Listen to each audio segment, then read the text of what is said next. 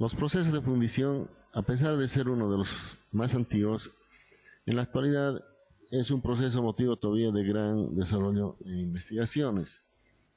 La fundición resulta ser un proceso posiblemente uno de los más eficientes, principalmente en el tema energético, ya que es posible conseguir piezas útiles a partir de materiales primarios, como por ejemplo piezas de fundiciones de hierro se consiguen a partir del arrabio, que es el primer producto en la transformación de las aleaciones ferrosas. Asimismo, fundiciones de aluminio serán conseguidas en un paso posterior a que se hayan elaborado los lingotes de aluminio.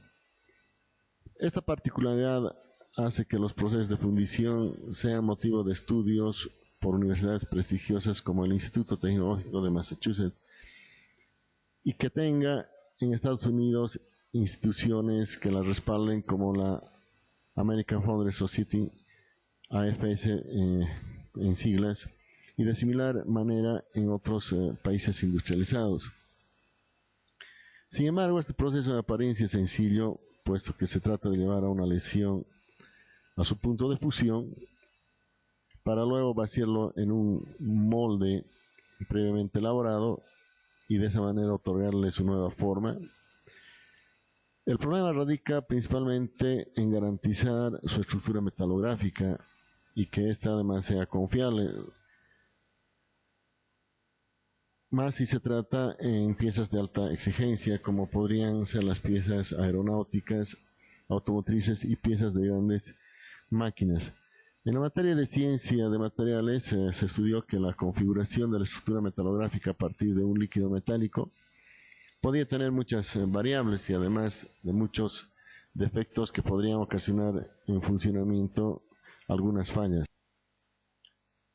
Este proceso requerirá entonces, en el tema de control de calidad, ir más allá de la simple verificación geométrica, resultando de amplio interés el de determinar su calidad metalográfica, lo que puede incluir costosos controles de calidad, ya que la incertidumbre del resultado de este proceso es bastante elevada. Sin embargo, el tema de calidades de los atributos geométricos, muchos de los procesos de fundiciones tienen limitaciones, por lo que más de las veces es necesario recurrir a procesos de acabado, tales como el mecanizado, rectificado, para cumplir con las altas especificaciones de piezas mecánicas principalmente. Antes de entrar en materia, a modo de ubicar este proceso dentro de las soluciones tecnológicas disponibles en la actualidad, vamos a hacer una revisión de los tipos de piezas que se fabrican por este proceso y los tipos de producciones que también se manejan con relativo éxito en muchas empresas manufactureras. No hay que perder de vista que esta materia debe permitirnos tener puntos de partida para nuestra futura práctica profesional, por lo que a partir de estas diapositivas se tendrá una idea del alcance en general de todos los procesos de fundición. Empezaremos indicando que estos procesos pueden adaptarse bien para conseguir piezas de complejidad extrema, lo que todavía no es posible alcanzar por el proceso de mecanizado, ni siquiera utilizando 5X de programación. En esta diapositiva se puede apreciar una pieza de alta complejidad que utilizan los buzos para soportar las altas presiones bajo el agua. Como podrá imaginar, esto no es posible conseguir partiendo de un bloque macizo y darle la forma a partir de los procesos de mecanizado, a menos que sea como consecuencia del montaje de varias piezas, lo que no se adapta bien a las necesidades de los buzos, ya que cuantas más discontinuidades en la pieza, más posibilidades de falla de la función del casco. En esta otra diapositiva podemos observar un buen número de piezas que son utilizadas como partes funcionales de los automóviles y sistemas de transmisión de fluidos domiciliarios como industriales.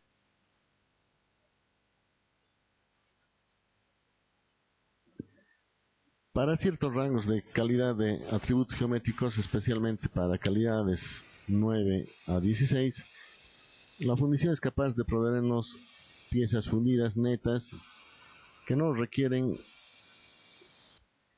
procesos posteriores a fin de mejorar estas calidades. Este tipo de piezas se muestran en la figura.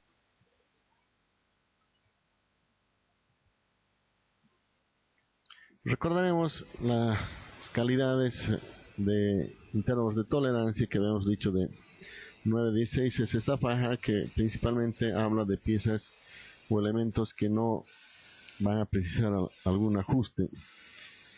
En la bibliografía mencionan algunas capacidades de estos procesos. Por ejemplo, la fundición en arena, que se realiza principalmente en materiales como el hierro, aluminio, latón y acero.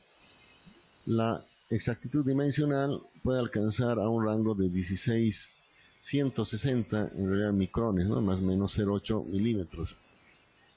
Sin embargo, el tamaño que se puede conseguir de estas piezas, en su proyección de área, tenemos hasta 4 metros cuadrados. Las fundiciones de molde de precisión, que normalmente se los realiza a partir de materiales como el aluminio y el zinc, tienen unas expectativas mayores, ¿no?, de alcanzar ciertas exactitudes dimensionales. Aquí podemos sacar, por ejemplo, un intervalo de tolerancia que es alrededor de 400 micrones. Esos 400 micrones, fíjense en la tabla, nos posicionan en los intervalos de tolerancia, por ejemplo, IT12, IT13, y para algunas piezas un poco más grandes podemos conseguir hasta calidades IT11.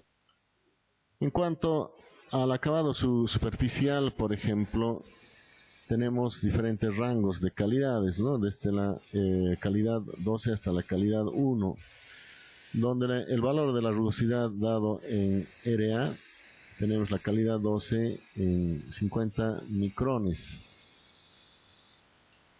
La fundición, por ejemplo, en arena nos puede permitir llegar hasta acabados superficiales entre 2 y 25 micrones, que ubican a estas piezas en acabados superficiales, en calidades superficiales N8 y N9.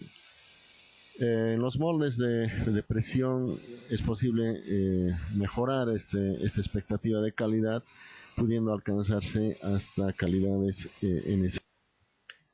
En este cuadro podemos observar también un cuadro referencial de las rugosidades medias que se pueden alcanzar por otros procesos. En caso, por ejemplo, de no poder alcanzar las especificaciones en algunas piezas que necesariamente tienen que ser realizadas por fundición, es posible recurrir, por ejemplo, a otros procesos de acabado donde podríamos alcanzar otras calidades. Aquí tenemos, por ejemplo, el fresado, que puede alcanzar básicamente 0,8 de micrones en cuanto al acabado superficial. Esto nos da 0,8, una calidad N6. Cabe con el torneado, por ejemplo, tenemos que hay una expectativa de una calidad mayor, ¿no?, 0,4.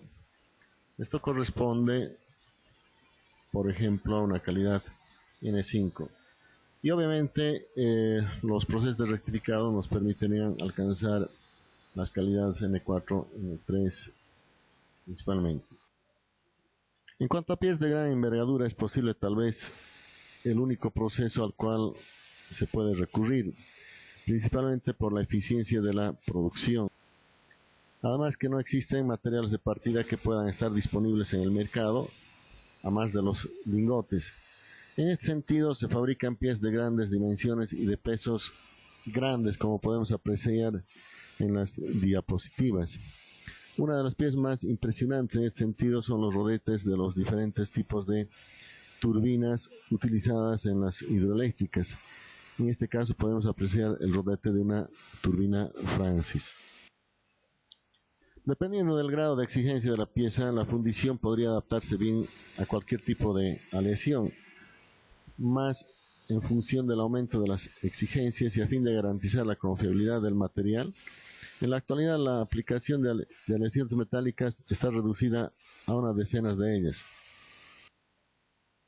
Sin embargo, existe una serie de estudios para aumentar el número de aleaciones metálicas que pueden ser procesadas por estos métodos. No nos olvidemos que la fundición tiene ventajas energéticas en función de otras tecnologías de fabricación. En cuanto a la adaptación de diferentes tipos de producción, la fundición satisface y se acomoda bien a los requerimientos actuales de las producciones por lotes pequeños y medianos. Sin embargo, también es posible adaptar algunos procesos en producciones grandes. En este aspecto existen procesos de baja productividad, pero también se tienen desarrollados métodos de alta productividad. No olvidemos que en el video de Ferrari se vio que un proceso de fundición se utilizaba para fabricar el bloque de motor. Por tanto, son métodos que se realizan independientemente de los operarios. Las grandes incertidumbres que nos plantean estos procesos se refieren principalmente al aspecto interno, la estructura metalográfica desde lo microscópico a lo macroscópico. Esto vale decir desde los defectos en la formación del tipo de grano hasta la definición del tipo de grano y el control de las fases que pueden presentarse según el control de la temperatura que se puede hacer tanto en la fase de solidificación y el enfriamiento respectivo. También es posible la formación de pequeñas burbujas como efecto de la reducción de volumen del líquido a sólido, así también como la absorción de algunos gases desde el proceso de fusión hasta el proceso de llenado de los moldes. También es posible la formación de sustancias no metálicas por efecto de la reacción con el oxígeno nitrógeno que está en el medio ambiente, que formarán las llamadas inclusiones no metálicas que provocarán discontinuidades, tal vez microscópicas, pero que a la larga pueden ser principios de falla en el funcionamiento de las piezas. Los efectos de solidificaciones direccionales también pueden ocasionar micro y macrofisuras internas como externas. Los materiales de partida para los procesos de fundición, como en todos los procesos productivos, deben garantizar la efectividad y la eficiencia del proceso. Se preguntarán cómo el material del cual se parte va a garantizar la efectividad del proceso. Recordemos que este proceso, como cualquier otro, tiene que desembocar en la elaboración satisfactoria de una pieza que satisfaga la calidad expresada en los planos de fabricación y especificaciones complementarias.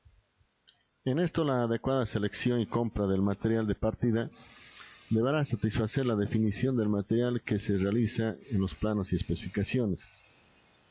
Esta definición básicamente se la realiza a partir del uso de normas de carácter internacional, como por ejemplo ASTM, GIS, DIN, etc. Aquí en la figura podemos observar varias piezas automotrices que claramente identifican el material del cual están hechos. Por ejemplo, material ZE41, magnesio; material aluminio; material A356-T6 aluminio. Todas estas especificaciones están claramente identificadas en las fuentes bibliográficas y asimismo las manejadas por los diferentes proveedores de material.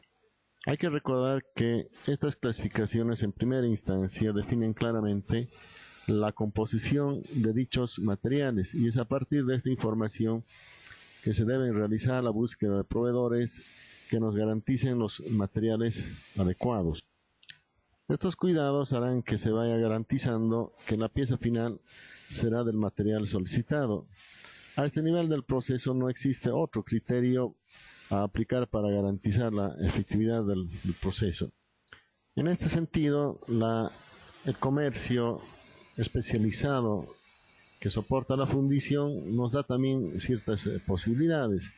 Es posible que nos puedan proveer aleaciones definidas, o también da la posibilidad de partir de los elementos que componen dicha aleación. Mucho comercio especializado también se ocupa de ofertar una serie de materiales puros. En cuanto a ir garantizando la eficiencia del proceso, habrá que tomar en cuenta que el costo de adquisición y manipulación del material hasta que éste ingrese al horno y se funda sea el menor posible. Cuando se dice que sea el menor posible, esto debe ser demostrable en función de las diferentes posibilidades analizadas. Por lo dicho, es necesario entonces contar con una extensa y precisa información de materiales, ya que esto garantizará buenas compras.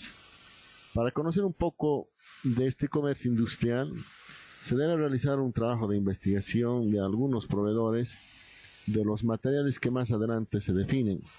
Sin embargo, en la carpeta Ejemplos de piezas fundidas, a modo de visualizar un buen número de piezas que se fabrican por fundición, puede tomar como punto de partida los materiales de los cuales están hechos estas piezas para realizar su búsqueda luego en Internet. A partir de esta investigación, deberá de alguna manera clasificar cómo deberían realizar sus compras las empresas fundidoras, aplicando criterios de efectividad y eficiencia, así también identificar en la actualidad qué aleaciones son utilizadas por la industria con relativo éxito para diferentes aplicaciones. Los materiales más utilizados para piezas fundidas, como usted se dará cuenta al hacer la revisión de los anteriores archivos, tienen que ver con las aleaciones ferrosas, las aleaciones de aluminio, las aleaciones de cobre y aleaciones en base a níquel y titanio. En cuanto a las aleaciones ferrosas, estos se subdividen en dos grupos, los aceros y los hierros fundidos. En la página referida a la empresa AMCO, podemos apreciar algunas aleaciones que esta empresa oferta como materiales de las piezas que ellas pueden hacer. Por ejemplo, aquí tenemos la clasificación ASTM y sus equivalencias en las normas EN, UNS y otras más específicas. Tenemos aquí los aceros austeníticos inoxidables. Según la norma ASTM A351, tenemos otros materiales como los aceros inoxidables de tipo austenítico ferrítico. Tenemos las superaleaciones, ¿no? Tenemos aleaciones en base a níquel. Tenemos aleaciones con resistencia al calor, etcétera. Entonces, todos estos materiales tienen que ver con las aleaciones ferrosas y son de amplia aplicación en la industria, principalmente de máquinas y de equipo relacionado con el procesamiento tanto de hidrocarburos como de alimentos. Las otras aleaciones ferrosas tienen que ver con los hierros fundidos. Estos materiales son altamente útiles en la industria, principalmente de maquinaria. En esta ficha técnica de la empresa SICAL podemos ver cómo esta nos oferta diferentes calidades de este material. Por ejemplo, aquí tenemos el SCL 420, que es una clasificación de la misma empresa. Sin embargo, su equivalencia en las normas internacionales tenemos DIN 1691 a ASTM A48. Y así como esta empresa, existen varias en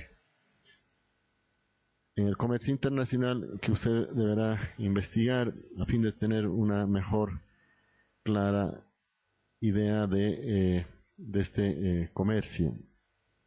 La anterior ficha y una ficha sobre el hierro fundido de alta lesión, usted la encontrará en la carpeta de fundamentos de la fundición. Aquí también podemos apreciar una otra empresa, Sidor, que oferta ya también el tema de aceros, ¿no? Aleaciones ferrosas. Vamos a ver en qué consiste esta oferta. Tenemos las palanquillas que son producto de la primera fase de elaboración de las aleaciones ferrosas que salen de la colada continua, como se había visto en las presentaciones de los materiales primarios anteriormente. Este, por ejemplo, viene de la elaboración de las aleaciones ferrosas a partir del hierro de reducción directa. Bien. Otra fuente bastante importante sobre la provisión de materiales vienen a ser los que se ocupan de ofertar el tema de chatarra. Es un material bastante útil, ya que en un momento dado puede tener un valor cero. Sin embargo, en la actualidad este material no es descartado a la intemperie, sino es comercializado como chatarra y tiene un valor de uso. Sin embargo, el comercio especializado no vende este material sin ningún tipo de control. Si una empresa fundidora, por ejemplo, quisiera comprar chatarra, es bastante importante que tenga en cuenta de que hay empresas que ofertan este producto totalmente certificado. Eso significa con una especificación clara de su composición. Recordemos que las aleaciones ferrosas se distinguen, como hemos dicho, en los aceros y los hierros fundidos. La solubilidad de 2.1 es en realidad lo que marca a izquierda lo que son los aceros y a derecha lo que son los hierros fundidos.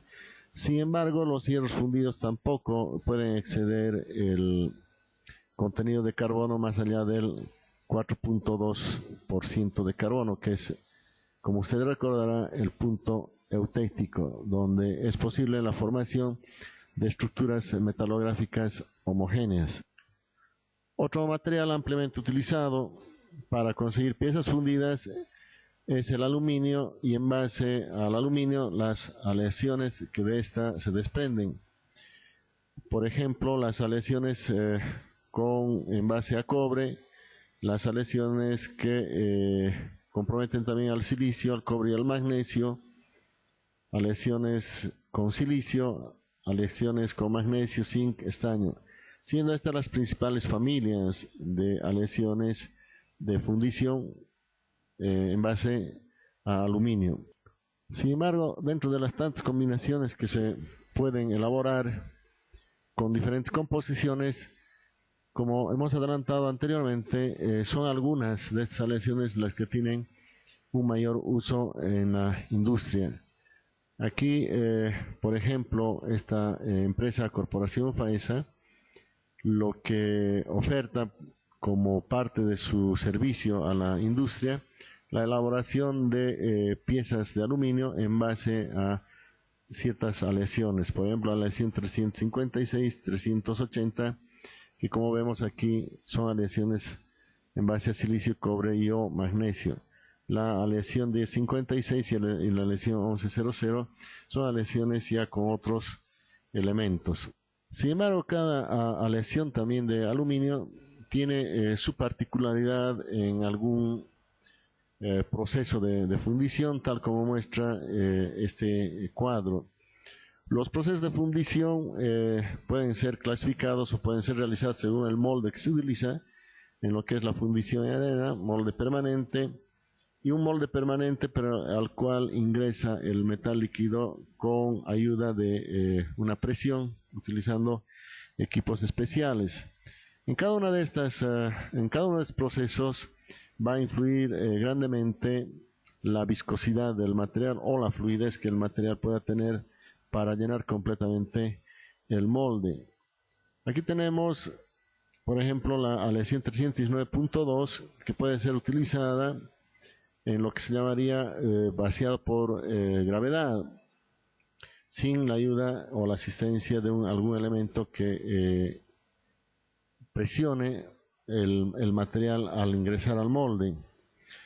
En cambio, esta otra aleación, la 360.2, es una aleación que básicamente está pensada en el uso de la inyección a presión, y las piezas que se van a poder lograr, por ejemplo, con esta aleación, van a poder tener posiblemente paredes delgadas. Hay una estrecha relación de la composición de las aleaciones de fundición con los diagramas de fase de binarios que relacionan al aluminio con su aleante principal. Por ejemplo, aluminio al silicio. Los puntos críticos, por ejemplo, para esta aleación vienen a ser este punto de máxima solubilidad, que está alrededor de 2%, y el punto en el cual se produce la reacción eutéctica.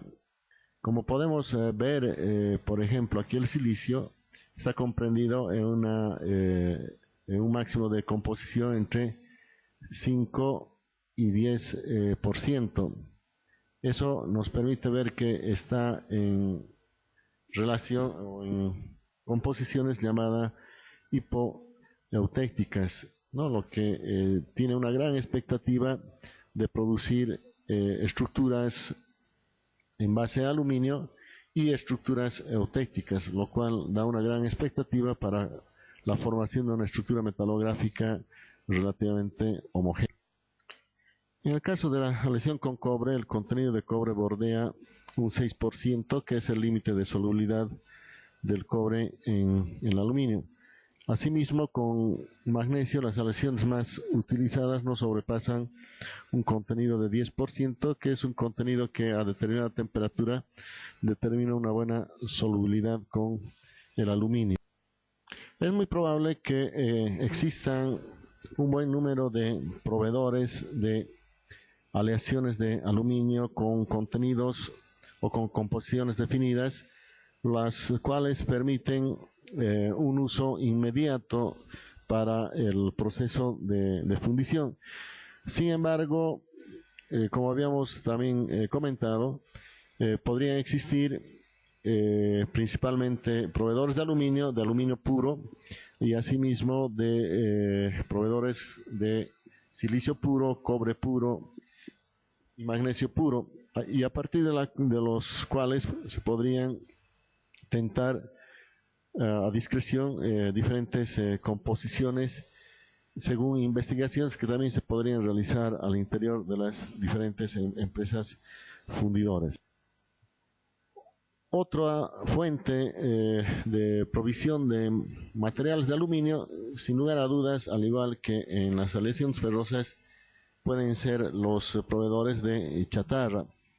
Y similarmente como ocurre con las aleaciones ferrosas, en las aleaciones de aluminio también esta chatarra es clasificada, y es posible tener un acceso ya a materiales con composición definida que nos puedan permitir ya directamente realizar el proceso de fundición. En cuanto a las aleaciones en base a cobre, los grupos más importantes son los latones y los bronces. Los latones tienen un añadido de zinc entre 24 y 34%, y el resto es básicamente cobre. Si se observa, estas composiciones están dentro del campo de la solubilidad del zinc, en el cobre, lo que permitirá una solidificación en una estructura de cobre. Estas aleaciones están clasificadas como latón amarillo y codificadas según la norma UNS. Aquí tenemos, por ejemplo, el latón amarillo, que corresponde a la familia C85, y a partir de eso se obtienen diferentes composiciones. Luego tenemos el bronce al manganesio, cuya familia corresponde a C86XXX, en realidad es la nomenclatura, pero aquí ya tenemos algunas composiciones definidas, ¿no? Como la 86200, la 86300, etcétera. Otra familia bastante importante dentro de las aleaciones en base a cobre está el aluminio al bronce, que es la familia C95.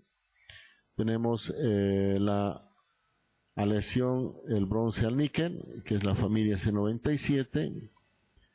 Y tenemos el latón blanco, que es la familia C99.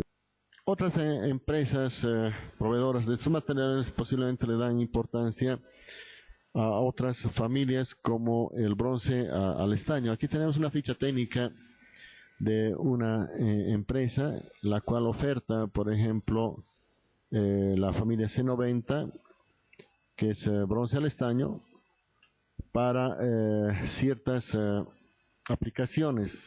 Aquí podemos leer, por ejemplo, es un bronce muy estable de gran resistencia al desgaste y al ataque de los elementos ácidos, especial para engranajes, coronas, bujes, casquillos, tornillos sin fin. Tenemos un otro material de la misma familia, ¿no?, que también sirve para lo que son las válvulas y las cajas de bombas. Por último tenemos la familia de bronce al silicio, el cual corresponde a la familia C87. Bronce al silicio, como un sustituto del bronce al estaño, tiene propiedades físicas excelentes a la corrosión con resistencia requerida, fabricación de engranajes, campanas, impulsores.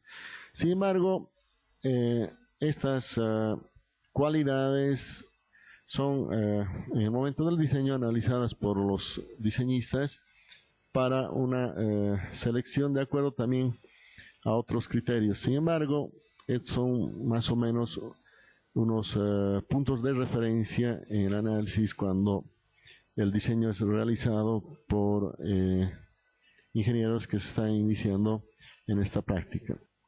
Asimismo tenemos los diagramas de fase binarios respecto de los aleantes del cobre. Aquí se muestra el diagrama de fases cobre-estaño, en el cual podemos apreciar que la solubilidad del estaño en el cobre es bastante alta, alcanzando a 15.8%.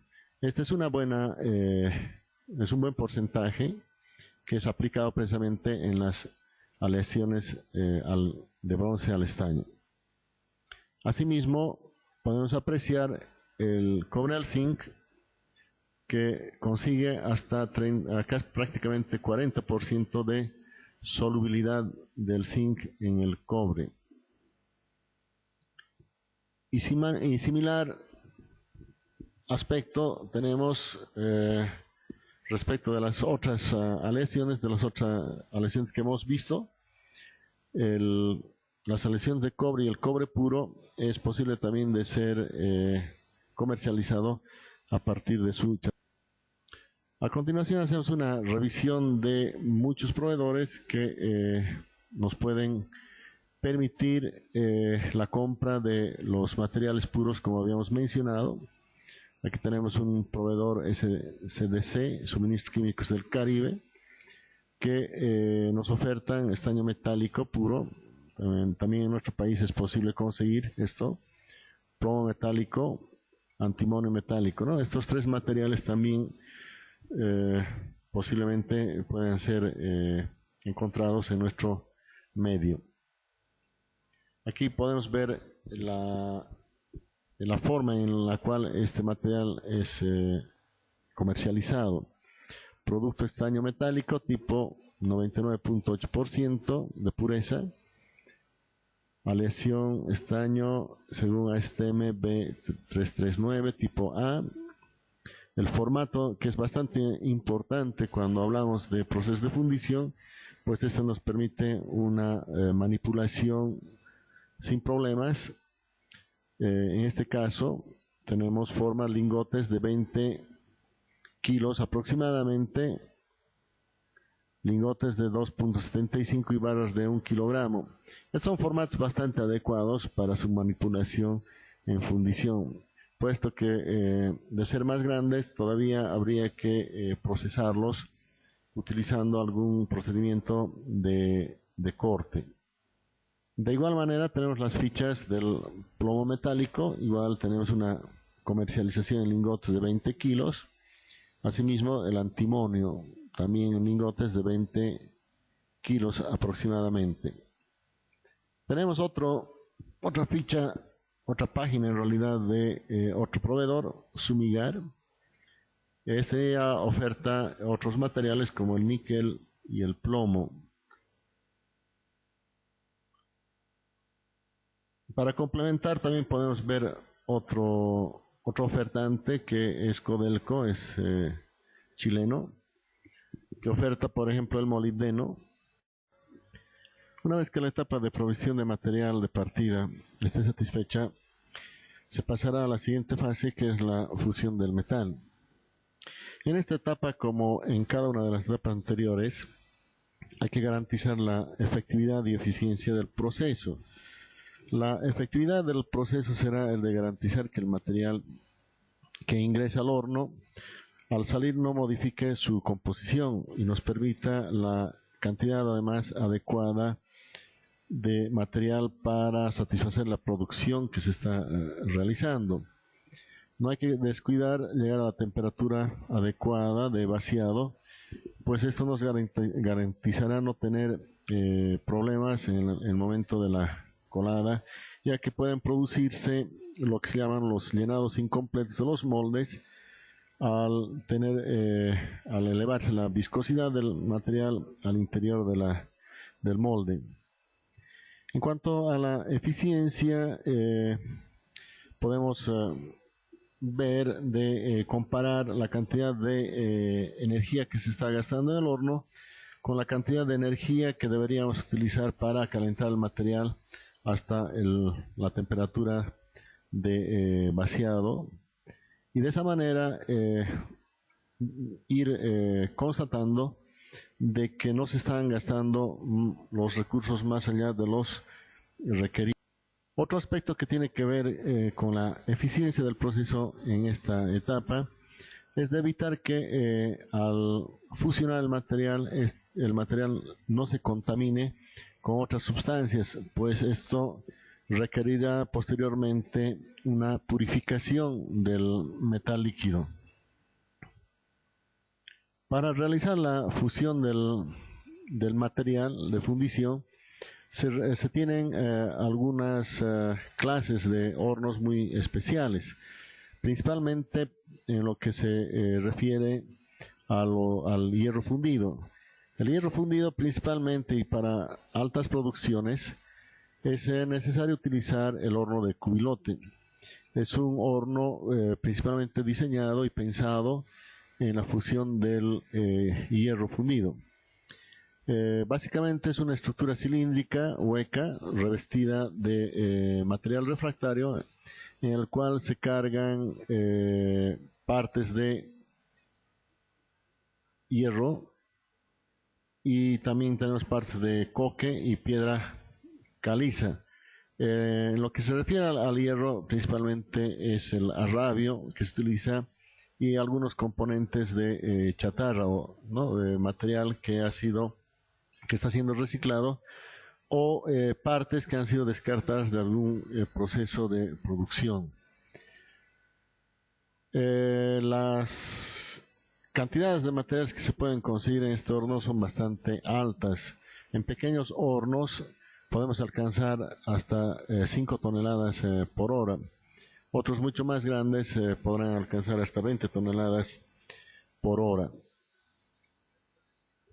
El cálculo de la carga se debe realizar tomando en cuenta la composición de la carga que entra, principalmente del arrabio y de la chatarra.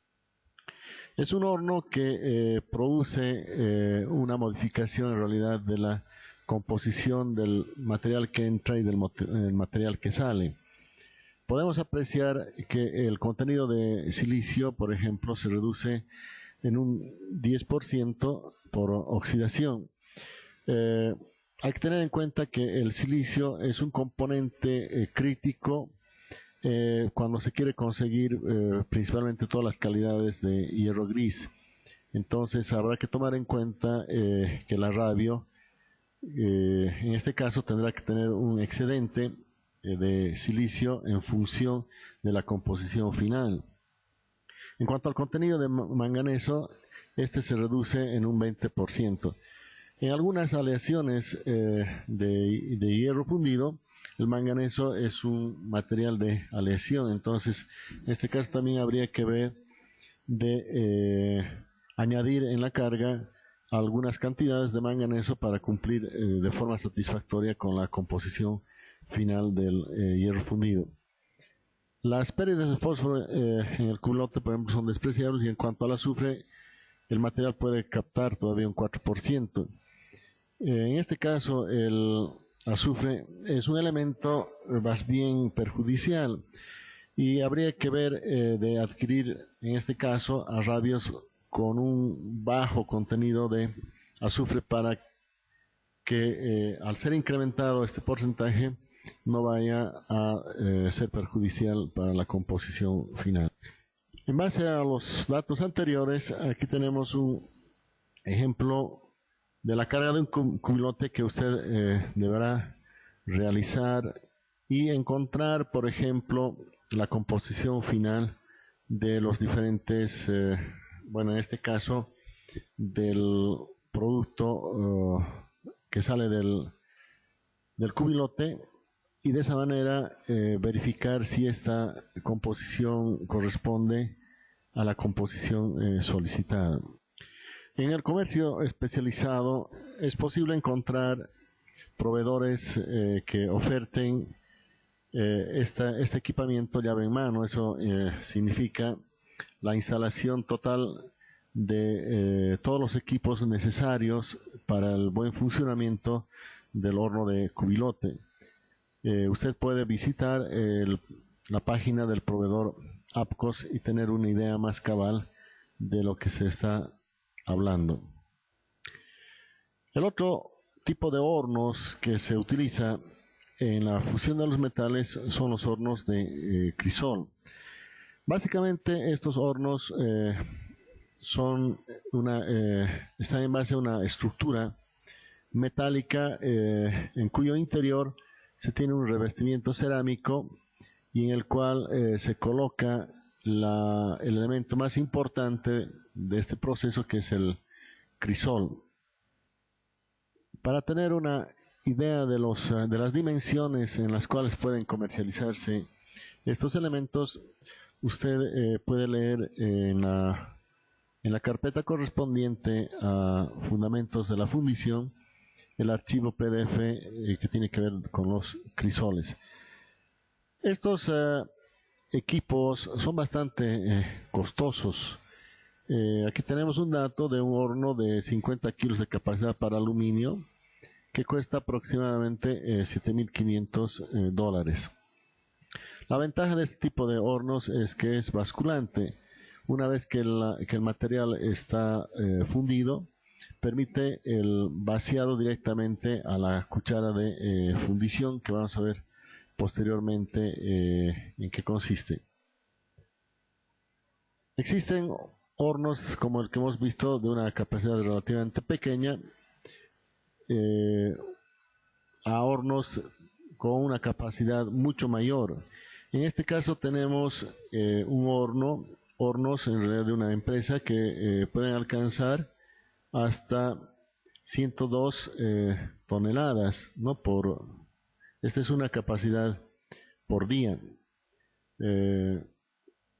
Esta capacidad la consigue en 5 ciclos, ¿no? En lo que se trata de material nuevo. Entonces estaríamos hablando de una capacidad de aproximadamente unas 5.5 toneladas por colada. En empresas pequeñas como las que existen en nuestro medio, es muy poco común ver este tipo de hornos, y realizan un poco de ahorro en realidad en hacer la construcción de estos hornos bajo tierra. De ahí viene el nombre de horno de foso. Sin embargo, es ineludible el uso del crisol. A modo de ejemplificar las labores de fusión en las empresas que existen en nuestro medio, vamos a ver el siguiente video.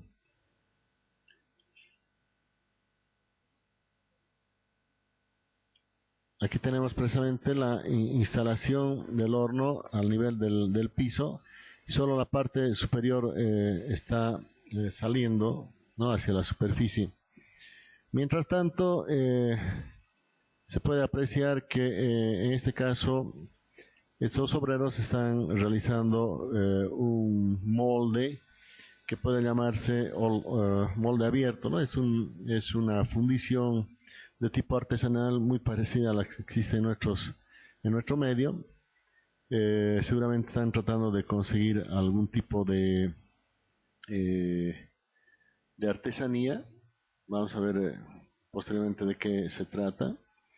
Esto lo que están manipulando estos señores es el molde de fundición. Aquí tenemos una muestra de lo que es el modelo. El modelo vamos a ver posteriormente que es el elemento que consigue imprimir una geometría en la arena eh, y para que posteriormente el metal líquido llene esta cavidad impresa por el modelo para de esa manera conseguir la pieza que está buscando. Aquí estamos viendo la operación de extracción del crisol del horno. Está totalmente caliente, llegando a una temperatura aproximadamente de unos 1200 grados, en este caso posiblemente. Estos materiales, tratándose de aleaciones de bronce, pueden ser de hierro fundido. En el caso de aleaciones con mayor punto de fusión, el crisol debe ser de principalmente grafito. Aquí vemos precisamente lo que llamaríamos la cuchara. Bueno, en este caso evidentemente tiene el aspecto de la cuchara que conocemos. Y se está haciendo el llenado del molde. Este sería un molde abierto, puesto que está interactuando con la atmósfera. No es lo que normalmente se realiza para la elaboración de piezas fundidas relacionadas con algunas exigencias. Bien, hemos cumplido el objetivo en realidad de ver lo que vendría a ser un horno de foso. Si usted quiere acabar de ver este video, lo puede realizar abriendo el video en la carpeta de fundamentos de fundición. Este tipo de horno nos puede traer algunos inconvenientes, ya que la mayoría de los metales ferrosos y no ferrosos se oxidan más. Los no ferrosos tienden a absorber con mayor facilidad gases y otras sustancias que están presentes en la atmósfera. En el caso del aluminio, esto es vital, ya que la absorción de hidrógeno podría generar una serie de efectos de fundición que están catalogadas como lo es la porosidad, y estas burbujas pueden llegar a reventar en la superficie, provocando lo que se llamarían las pinchaduras. El aluminio también consigue formar en realidad un material cerámico con el oxígeno, que es el óxido de aluminio, que puede producir una película bastante fuerte en la superficie. Esto al llenar el molde, en la parte externa, si es que este material tiene que volver a unirse con otra corriente del material líquido, puede hacer de que se forme una barrera que evite que el material nuevamente se una, provocando lo que se llama las juntas frías, que veremos más adelante cuando hablemos de los defectos de fundición. Hubo un otro tipo de horno bastante eficiente y para un trabajo mucho más de alta calidad, vendría a ser el horno eléctrico. En este caso, el horno eléctrico que se destina para las industrias pequeñas es el horno de inducción. En vez de un calentamiento a través de una corriente caliente provocada por la combustión de los materiales. En esta tenemos un calor provocado por la inducción de la corriente eléctrica.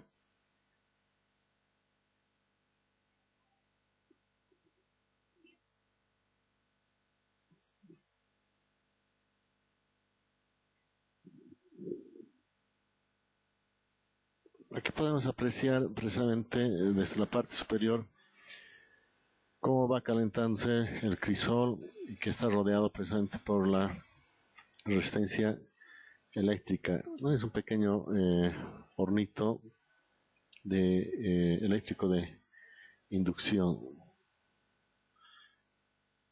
Bien, estos equipos también en la oferta especializada del área tienen una buena cantidad de hornos que ofrecen. En este caso tenemos de esta empresa ITS un horno cuya capacidad está alrededor de 2000 libras en relación al acero, un poco menos de una tonelada por colada. No, pero también se puede observar en la misma oferta desde 50 libras. Esto es un poco menos, alrededor de 20 kilos. Una producción bastante pequeña. Por su capacidad de calentamiento, este tipo de horno es utilizado para todo tipo de materiales, incluso los materiales ferrosos.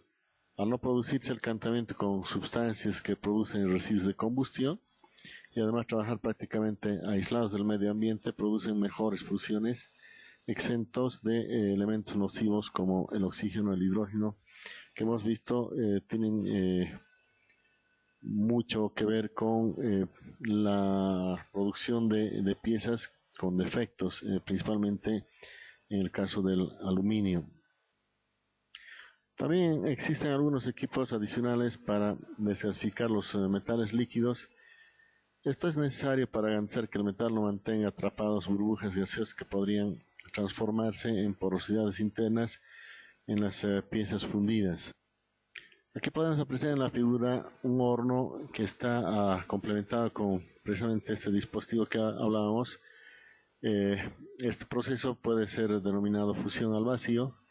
El crisol está en una cámara en la cual se tiene el acceso por la parte superior de la carga y tenemos ciertas compuertas por las cuales por la acción de una bomba de vacío, ¿no es cierto?, es extraído todas las burbujas de gases que se puedan ir generando. Es en esta misma cámara que está protegida que directamente se hace el vaciado hacia el molde. De esta manera se garantiza que el material no va a contener ningún tipo de sustancia gaseosa. En el siguiente cuadro podemos apreciar los diferentes hornos y los diferentes tipos de calentamiento que se pueden realizar. Hornos de fusión de crisol fijos o basculantes con aceite. Igual nos sirven para el cobre y el plomo como al aluminio. El material de crisol, como habíamos dicho anteriormente, puede ser de fundición gris, acero moldeado o hierro forjado, pero normalmente se utiliza el grafito. En cambio, los hornos por resistencia sí nos sirven para otro tipo de aleaciones mucho más puras y de más alta garantía, por así decirlo. E igual el material de crisol básicamente es grafito. Algo que hay que tomar en cuenta cuando se va a adquirir un horno es la temperatura a la cual este puede llegar. Aquí tenemos una relación de las temperaturas de fusión de los distintos materiales. Podemos apreciar que las aleaciones ferrosas son las que tienen mayor punto de fusión. Estamos hablando de cerca de 1500 grados centígrados. En cambio, las aleaciones de estaño son las que menos temperatura de fusión tienen, solamente 232 grados centígrados. Como ejemplo, vamos a apreciar el equipamiento que esta empresa tiene, Aceros Moldeados de Lacunza, respecto de sus equipos de fusión. Hornos de fusión, 2 hornos de inducción, capacidad bruta de 1200 kilogramos cada uno. Es similar a la propaganda que habíamos visto anteriormente. Pero tiene un horno de inducción, capacidad bruta 2000 kilogramos. Este es mucho más grande. 5 cucharas, capacidad de 1200 kilogramos. Esto en comparación con la cuchara que hemos visto en el video, ¿no? Que puede ser manipulado por un operario. En este caso, esta cuchara, que es la que va a recibir en todo caso toda la capacidad, todo el material fundido de este horno, y la cuchara es el elemento que sirve para trasladar el metal fundido hacia la zona de colada, como nos habíamos dado, como habíamos podido darnos cuenta en el video.